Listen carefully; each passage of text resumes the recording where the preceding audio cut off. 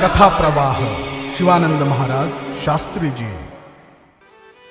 जी स्त्री स्वप्नातही कधी परपुरुषाचा विचार करीत नाही ती श्रेष्ठ पतिव्रता।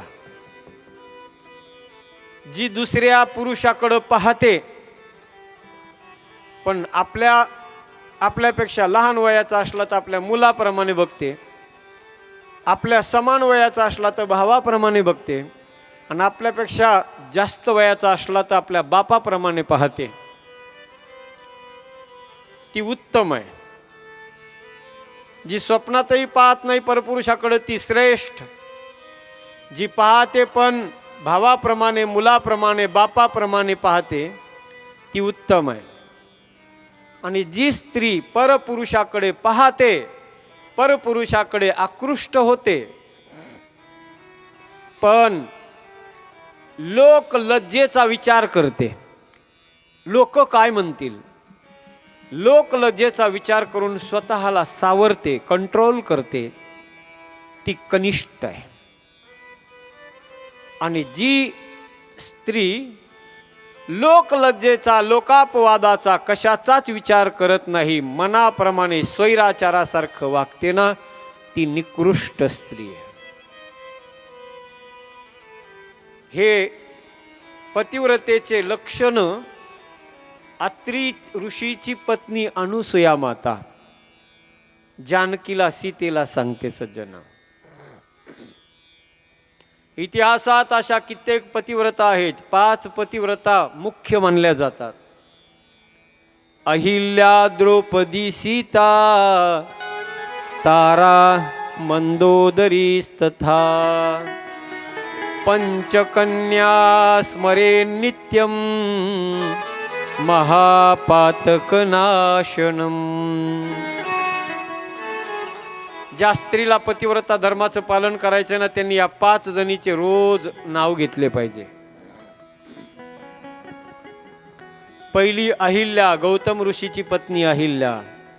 दुसरी द्रौपदी, तिसरी सीता, चौथी तारा, वालीची बायको तारा, आणि 5वी मंदोदरी, राजा रावणाची बायको। या 5 पतिव्रता आहेत सज्जना हो। एक एक पतिव्रता सामान्य नाही, अत्यंत दर्जेदार पतिव्रता स्त्रिया आहेत। या इतिहासाने या पतिव्रता स्त्रियाची नोंद घेतली आहे। ज्या स्त्रीला आपल्या पतिव्रता धर्माचं पालन करायचं, त्या स्त्रीने या 5 पतिव्रतेचं नुसतं रोज स्मरण केलं तरी पतिव्रता धर्म तलवारीच्या धारेवरून अनवनी पायानं चालणं, तलवारीच्या धारेवरून किती कठीण काम आहे। तितका कठीण आहे बघा पतिव्रता धर्म आज कलियुगामध्ये सांभाळणं।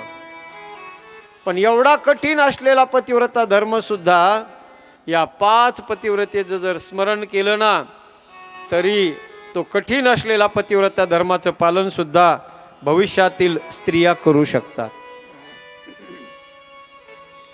कारण पतिव्रता धर्मात प्रचंड ताकद आहे सज्जन हो। शास्त्र सांगते, संत सांगतात, तुम्ही एखाद्या वेळेला देवाची पूजा नंतर करा। पहिलं तुमच्यासाठी तुमचा देव म्हणजे तुमचा पती आहे। तुम्ही किती शिवमहापुराणाच्या कथेला येऊन बसला तर घरच्या देवाला जर तुम्ही उपाशी ठेवून आलात नाही तर तुम्हाला कथेचं पुण्य लागणार नाही। घरच्या देवाला उपवासी ठेवता तुम्ही, इथं येऊन या देवाला किती महादेवाच्या अंगावर पाणी टाकलं, 1 लोटा जल नाही, घागरी भरून जरी वतल्या तरी फरक नाही होणार। घरच्या देवाला आता माझ्या काही माय मावल्या म्हणतील, महाराज कळतं आम्हाला, ते मान्य आम्हाला, घरचा देव घरचा पती म्हणजे देव आहे, पण त्या देवानं देवासारखं वागलं पाहिजे ना। ते रोज लय जिम खेळत आल्यावर, मग लय जिम असतो तुमच्याकडं, संध्याकाळी लय जिम खेळाल्यावर त्याला रस्ता पुरत नाही, तो 20 फुटाचा रस्ता पुरत नाही त्याला।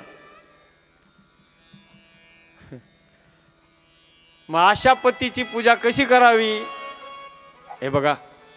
तो कसा बी असू द्या, तो वाईट वागतोय तो त्याचा धर्म आहे, आणि आपण चांगलं वागणं हा आपला धर्म आहे सज्जन. त्या वृंदेचा पती वाईट आहे म्हणून तिने आपला पतिव्रता धर्म नाही सोडला ना, कारण तिला माहिती आहे पतिव्रता धर्मामध्ये प्रचंड ताकद आहे. किती ताकद आहे ऐका लक्ष देऊन. एक उदाहरण सांगतो तुम्हाला मी, पतिव्रता धर्माची ताकद सांगतो. श्रीमद भागवत आपण ऐकलं असेल, वारंवार आपण ऐकत असता श्रीमद भागवताची कथा. त्या भागवताच्या कथेमध्ये एक प्रसंग येतो बघा, कृष्ण आणि गोपिकांचा संवाद आहे. मला आता जरा विचार करून हे सगळे बाकीचे प्रसंग सांगावे लागतात. ओघात आल्यावर सांगितल्याशिवाय पर्याय नसतो, पण दुसरं जर सांगितलं तर मग मूळ जे असतं ना, मी कशासाठी सांगितलंय हे माणसं ध्यानात ठेवीत नाहीत. हे उदाहरण कशासाठी सांगितलंय, मग माणसं म्हणतात महादेवाची कथा आणि कृष्णाचं कसं काय सांगितलं. अरे पण कृष्णाचं उदाहरण कशासाठी दिलं हे बघ अगोदर, येडी हळद. तुला समजाना काही, डोकं लावितो घेण्यान देण्याचं. ऐका, पतिव्रता सांगायची मला तुम्हाला. कृष्ण भगवान गोपिकांना सांगतात, गोपिकांनो पतिव्रता धर्मात किती ताकद आहे. दोघं नवरा बायको होते, दोघांचं एकमेकावर प्रचंड प्रेम होतं. नवरा ड्युटीवरून घरी आलाय, थकलेला भागलेला सिनलेला तो पती जसा घरी आला तसा पत्नी पलंगावर बसलेली होती. त्या पत्नीच्या मांडीवर त्यानं डोकं टेकवलं आणि त्याला झोप लागली. झोप लागली त्या पतीला. तेवढ्यात त्यांचं एक छोटं बाळ होतं, 1-1.5 वर्षाचं छोटं बाळ. हळूच ते पलंगावरून खाली उतरलं आणि घराच्या समोर दारामध्ये अंगणामध्ये यज्ञ पेटलेला होता. त्या यज्ञाच्या दिशेने ते बाळ जाऊ लागलं. त्या आईनं, त्या पतिव्रता स्त्रीनं पाहिलं माझं बाळ यज्ञाकडे चाललंय. आता ते यज्ञाकडे जर गेलं, यज्ञात जर पडलं तर ते जळून खाक होईल, त्याची राख होईल. पण काय करावं कळेना.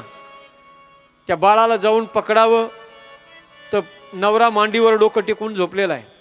नवऱ्याची, आपल्या पतीची झोपमोड होईल, आणि पतीची झोपमोड करणं म्हणजे पतिव्रता धर्म नष्ट होईल. एकीकडे पतिव्रता धर्म आहे बघा, आणि एकीकडे स्नेह आहे, एकीकडे वात्सल्य आहे. बाळाला वाचवणं हे वात्सल्य आहे, आणि पतिव्रता धर्माला वाचवणं हा तिचा धर्म आहे. कृष्ण परमात्मा म्हणतो, गोपिकांनो त्या बाईनं विचार केला थोडा वेळ आणि निर्णय केला. बाई मनात विचार करते की मुलं माझ्या जीवनात किती बी होतील, पण एकदा का माझा पतिव्रता धर्म नष्ट झाला तर तो पतिव्रता धर्म मला पुन्हा कधीच मिळवता येणार नाही. डोळे बंद केले त्या पतिव्रतेनं. थोड्या वेळानं पतीला जाग आली. नवरा उठला आणि पाहिलं नवऱ्यानं तर बायकोला विचारू लागला, अगं आपलं बाळ. बाळ म्हणल्याबरोबर त्या आईच्या डोळ्यात पाणी आलं. ती म्हणली, आता आपलं बाळ जळून खाक झालं असेल म्हणे. माझ्या डोळ्यासमोर अंगणाकडे गेलं, यज्ञाच्या जवळ गेलं होतं म्हणे. ते तुमची झोप मोड होऊ नये म्हणून मी उठले नाही. दोघं नवरा बायको उठले, लगबगीनं गेले आणि जवळ जाऊन पाहतात त्या यज्ञाजवळ तर सज्जना हो, त्या यज्ञामध्ये ते फुलं घेऊन जसं खेळतात ना, तसं ते बाळ पेटलेले कोळसे, ते तो अंगारा हातात घेऊन ते बाळ खेळत होतं. कृष्ण परमात्मा म्हणला, गोपिकांनो अग्नी सुद्धा त्या बाळाला जाळू शकला नाही. ही ताकद जर कशाची होती तर फक्त पतिव्रता धर्माची ती ताकद होती. म्हणून पतिव्रता धर्म हा अत्यंत मजबूत आहे.